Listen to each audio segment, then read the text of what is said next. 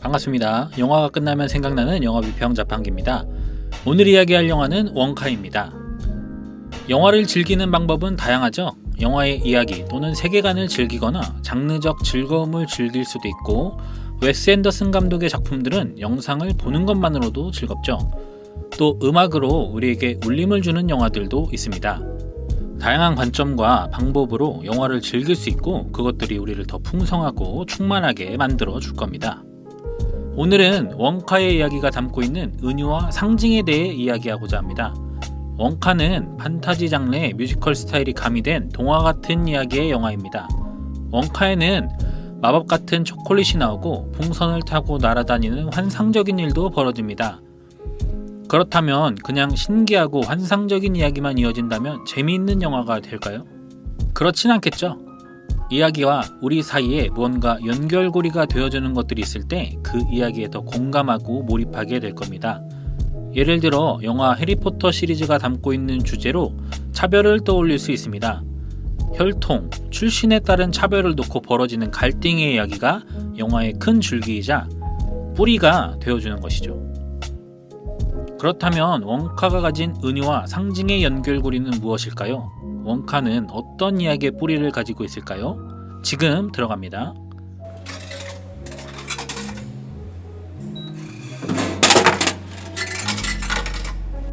원카는 그냥 보기엔 달콤하고 달달한 동화 같은 영화일 수 있습니다.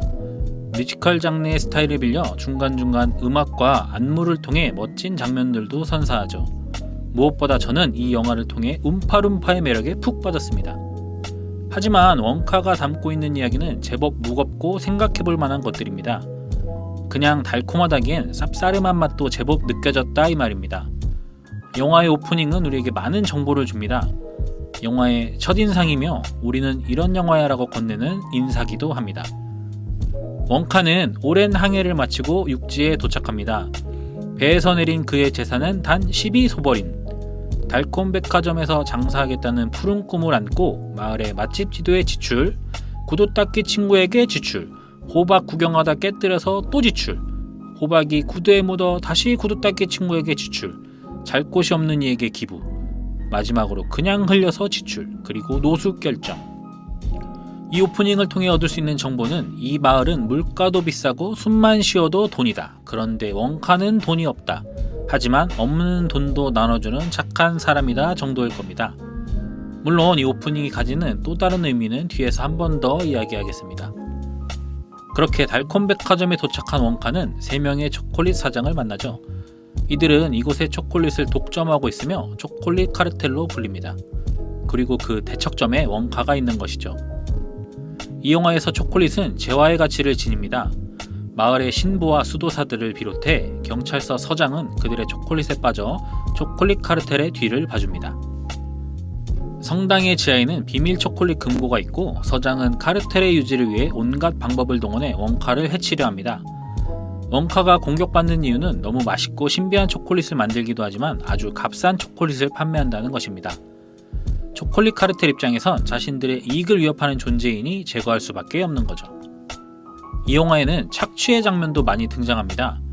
가령 스크러빗 부인의 여관은 돈 없는 사람들을 속여 그들에게 많은 빚을 지게 하고 불공정 계약을 맺어 노동력을 착취합니다. 심지어 누들의 경우엔 아동 착취에 해당합니다.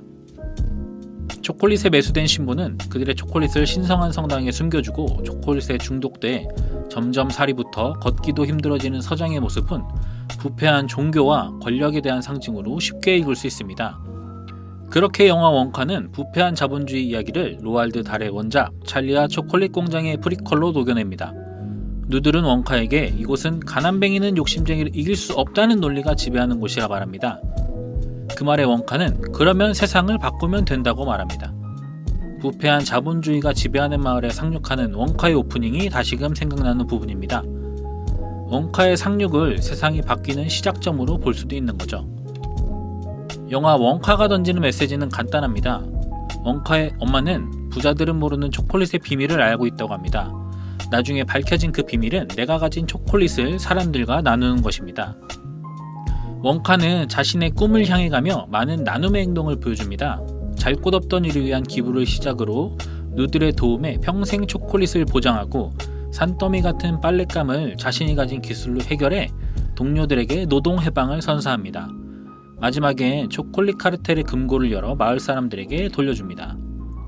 밝은 이야기의 달달한 영화 같지만 그 안에는 부패한 자본주의에 대한 무거운 이야기가 쌉싸름하게 담겨 있습니다. 그리고 이는 우리가 사는 이야기와 연결되는 지점이기도 합니다. 그렇기에 이 영화에 공감하고 몰입할 수 있는 것이겠죠. 마지막으로 원카에서 색이 가지는 의미를 생각해보며 마치겠습니다. 영화에 등장하는 지배적인 색의 톤은 무채색입니다. 그런 무채색의 세상에 화려한 색을 가진 원카가 등장합니다. 그의 초콜릿이나 가게의 인테리어 등을 떠올려 볼 수 있겠죠. 독보적인 피부톤과 머리색의 움파룸파도 포함입니다. 앞서 세상을 바꾸게 된다는 원카는 이 세계에 색을 더합니다. 영화의 마지막에 지어지는 원카의 공장이 그것을 아주 잘 보여줍니다. 이 영화가 던지는 또 하나의 메시지는 자신의 색을 잊지 말고 표현해 나가길 바라는 응원이 아닐까 싶습니다. 그럼 저는 또 다른 영화로 찾아오겠습니다. 안녕.